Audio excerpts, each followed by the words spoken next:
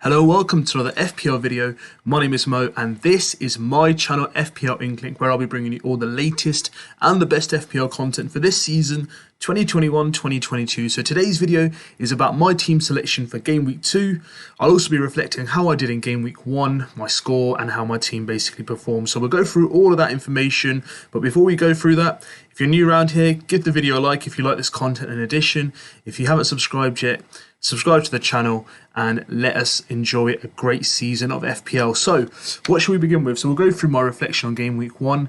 So welcome FPL managers. So if you are new around here and you guys have just joined and you guys are thinking, getting these points ain't as hard as it is, but I assure you guys, I don't want to be like, the deal breaker.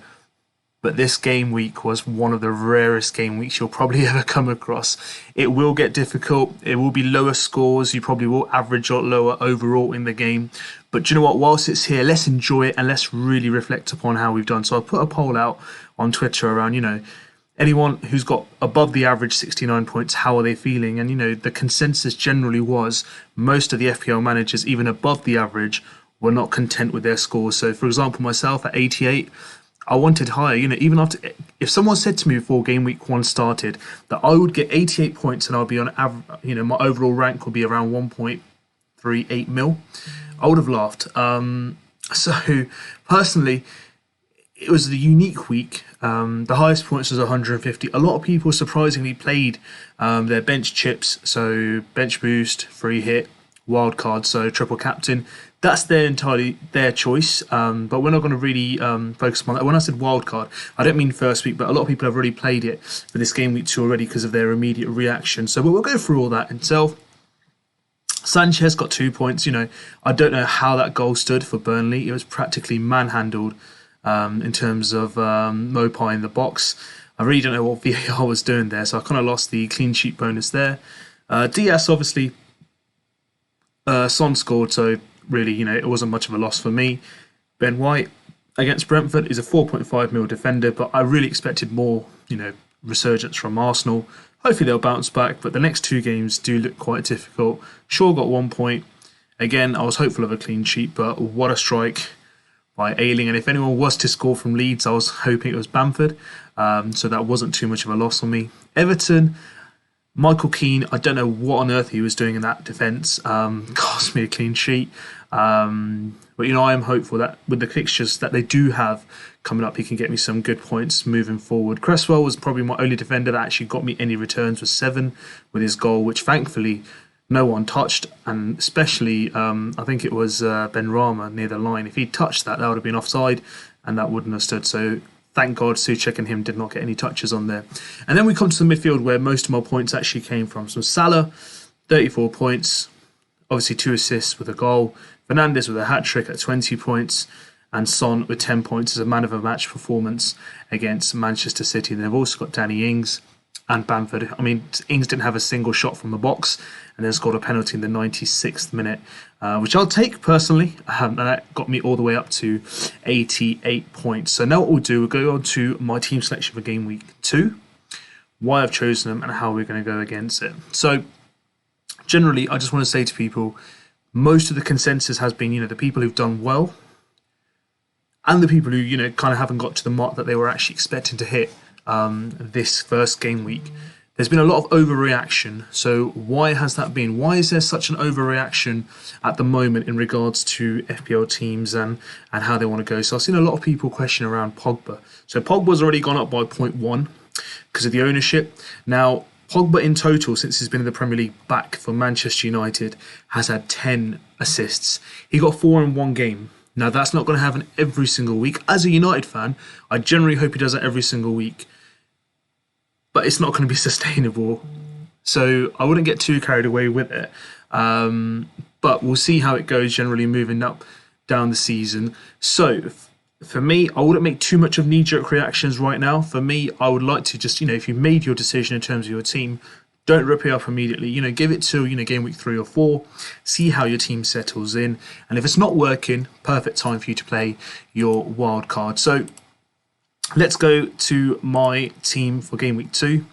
So to be brutally honest, I'm not making any single changes to the lineup itself, so I'm going to keep on to my transfer and take it into the game week ahead, and I'll go through my rationale behind why I want to hold on to this transfer. But in goal, I've got Sanchez, who's going to be playing Watford at home. So my kind of hope is this week he can get a clean sheet. He didn't do too badly last week, to be fair. And in regards to general kind of like, his positioning in the box and keeping a clean sheet, he got some really good saves as well. But was unlucky with that whole goal scenario that he got with the goal that shouldn't have stood for me. So he'll be staying in goal. My defence, I'm still going 5-3-2, so I'm still sticking to my arrow formation, as they call it. So let's start with my first defender, which is Aaron Cresswell. So he will be playing on Monday night, so the last game of the weekend. He's playing Leicester at home. Now that's a difficult fixture, but is there a likelihood that he can keep a clean sheet? Clean sheet might be a bit difficult, but I'm hopeful. However, he scored a goal in the first week. He's on set pieces, so I'm actually pretty hopeful he can get some assists for me, if not a goal again. So that should be a good start. Diaz, I'm expecting a clean sheet for him against Norwich. So let's hope that Man City can actually turn up and not concede this time. The last time they played, Norwich beat them 3-2. And I think Timo Pukki got a hat-trick, I think. So, there are some kind of bad experiences previously for Manchester City, but I think that was at the Norwich ground rather than Manchester City's home stadium. So we'll have to wait and see. I think they'll keep a clean sheet and they'll go back to pretty much normality, or I say normal service of winning the game. Diaz might get Stones back in his defensive partnership, if not Laporte. I don't think Ake will be given another game. The next defender I've got is White, so Ben White. A lot of people may think, why haven't got Basuma in or Gilmore? I'm going to stick to Ben White. I know it's Chelsea at home. So Arsenal playing their first season, they get the first game of the season for them at home at the Emirates. The crowd will be back in. There must be a reaction. It's going to be a very sticky atmosphere if Arsenal do not turn up. And do you know what, guys? Last year, they turned up on Boxing Day where they actually turned Chelsea over and they turned their season around. So it might be a good omen. So they might walk away with a clean sheet. Never write off Arsenal, guys, because it's at your own peril. Despite their challenges last season, despite them not performing to their ability, which people think, they were still the third best defence last year after Chelsea and Manchester City. So there is hope. And I think, with White, he's added value to the Arsenal defence. Let's just not get too hyped up about the first game week. It was a difficult game. It was at Brentford. There's a lot at stake. Brentford crowd, the atmosphere, they were back into their stadium. So let's not write him off completely. I'm going to give him a long run. I want to see what he does. He's 4.5 mil. For me at centre-back, I'm not expecting major returns in terms of goals and assists from him. But if he can get me the odd clean sheet, I think that's a job well done, guys. For 4.5 mil, constantly playing at Arsenal, and he'll be playing week after week because there are no cup competitions in Europe. So they'll be playing, obviously, domestic cups such as the League Cup and the FA Cup. But for now, he's going to get a good rest, and I expect good things to come from him. The next two games aren't ideal, Chelsea and Manchester City. But never write them off, guys. This is Arsenal at the end of the day. And Mikel Arteta, for all the stick he does get, the guy is a tactician. So let's just watch this space and let's see what they can do indeed. A lot of people have moved away from Ben White and gone for alternatives. Again, that's your choice. But for me, if I've trusted him, I'm going to stick with him for now. The next defender is obviously Luke Shaw. 1 point in the first game week, but he's playing Southampton away. They were dreadful. Southampton, they got the goal from Adam Armstrong. Again, that was a mistake by Michael Keane. But otherwise, they did not look threatening whatsoever. Their defence looks really weak. I'm pretty concerned is the right word for Southampton. I think they might be in relegation battle. But I think United should come away with a victory and clean sheet could be on. And Luke Shaw might get an assist or two because I'm not going to say United can score 5 again. But I think they should be pretty comfortable in their victory. And Luke Shaw could get a clean sheet and an assist or so. That would be a double-digit return. Could be a nice return for all the managers that own him, which is over 50% anyway. Then I've got Lucadinha playing Leeds away. Again, two teams who, defensively are not great, but attackingly they have some potency. So I'm not expecting clean sheets in that game. I'm expecting goals. Can he be part of someone who can assist or create a chance out of a set piece? Something I'm hopeful of. We'll have to wait and see. Then comes on midfield. So this is where my biggest dilemma was, is who to give the captaincy. So you've got Salah at home against Burnley and you've got Southampton away for Fernandes. They both had a difference of 3 points. In terms of captaincy, it was a 6-point gap. I'm going to stick to Salah for this week simply because he's at home. Nothing to take away from Fernandes. I generally hope both of them fire again. It's possible. They're in good form. They have good fixtures. And they're the talismans of their teams. But I'm just going to give the captaincy armband to Salah for one more week. Next week, I'm in a bit more of a dilemma because Liverpool will have a more difficult fixture, but we'll discuss that in next week. But for this week, I want to give Salah the armband once more. And then you've got Fernandes in there as well as my vice captain. And then I've got Son in my midfield, who should be playing Wolves away. Again, it's Nuno's previous team, so there might be a bit of, let's say, an interest in both sides here to, do one over each other. So have a very good interest as well. So I hope Son can replicate his performance from last week against Manchester City, where he was making those runs forward. And it looked very threatening, to be fair. Lucas Moura, Bergwijn, Dele Alli, Son, they had that kind of potency without Harry Kane. No disrespect to Harry Kane. I think what they've kind of proven is there is life without him. And with him not travelling to Europe, that's just kind of like solidifying more of a likelihood of him moving away to Man City. So if he's going to play up front, pretty much on penalties as well, kind of running the line, takes free kicks, takes corners. So I'm hopeful there should be some return from Son for game week 2 itself. And then moving to my front line. For me, two of my personal favourite strikers in the game. I really like Patrick Bamford. I know a lot of people have their own personal favourites, but for me, Bamford, I love watching him play football. His passion, he just keeps running.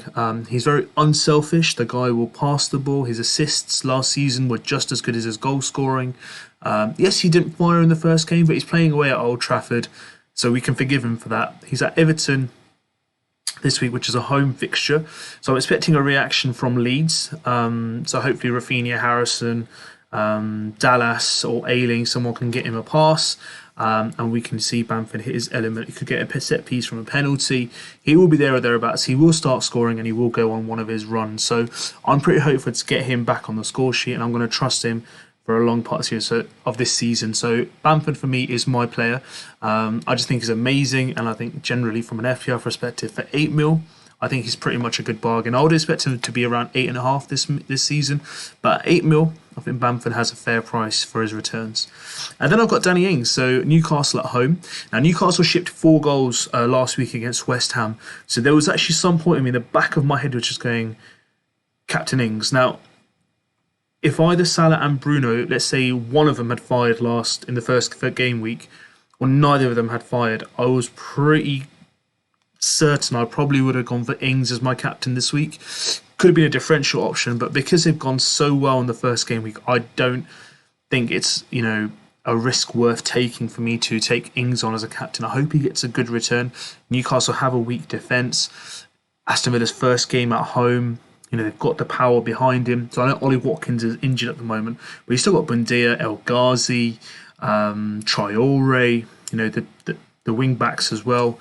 You've got Tyrone Mings in there as well. But, Danny Ings is going to be like the talisman who's going to carry the goal threat. So for me, I think there's probably a good likelihood he could bag a few goals or assists. So it's a really good chance he could get a really good return. And that's why his ownership truly reflects it. So that's the squad I'm going for. And then on the bench, Ben Foster, Bissouma, Gilmore and Obafemi. So I don't expect much minutes or points off there, but I know at least 2 of them are playing, which are my 2 midfielders. So if anyone does get injured or isn't played or benched, for example, at least them 2 can come on and cover and have 11 players on the pitch itself. I'm hopeful this team will do well. I have a lot of faith and there's a lot of strength in there as well. What my expectations are from this week, I don't think it'll be as high scoring as the first game week was, but you can never say never. There's been a lot of criticism around how people scored so highly. So I've seen on social media a lot of people saying the game's been tarnished or there's too many experts and everyone's copying each other's teams. So that's why the kind of like overall game score for the first game week was so high. Plus, pretty much everyone got, very, very high scores, so around the 100 mark. Now, is that someone copying someone's team? I'm not too sure. I mean, look, the objective of this game is, to listen to people, to take tips. Now, whether you want to take that on, that's entirely your choice. If you want to completely copy, again, that's your choice. For me, there's no point playing the game if you're not going to choose your own squad. You can listen to other people's advices, but do what you feel is right.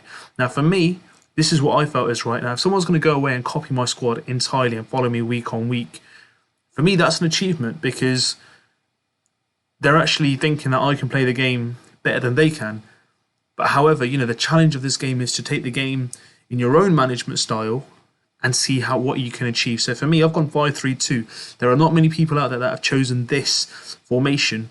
I don't expect them to either. They have their own vision. They go 3-4-3, 4-4-2, 4-3-3, 4-5-1, 5-4-1. It's entirely their choice. This is my decision on how to play the game, on what team I want to choose. And I think this will be the best way I can do it. But again, if there are people copying out there, just ignore them, guys. Eventually, they'll get bored. So they will try doing their own thing. So just be patient. It's only game week 1.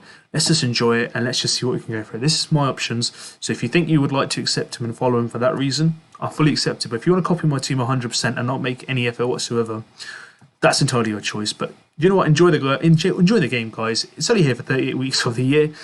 We only get a couple of weeks away from it. So let's have some fun, all right? So that's my game week 2 team. Let me know what your thoughts are. Give me a thumbs up. Hit the like button if you've liked it. Also hit that subscribe button, guys. Help me get closer to that 1K subscribers mark. We're almost there now. Slowly but surely, we're inching towards it. If you haven't joined the league, guys, type the code in and be part of the league. And FPL Inkling is always here to give you the best content. If you need me, just give me a shout on my social media. I'll be there to help you guys out. If not, drop me a comment on this video and I'll give you a response back to what I believe the answer is to your question. Till then, get your team submitted. The deadline is this Saturday, 11 a.m. So get your team set in, and I'll see you guys soon, all right?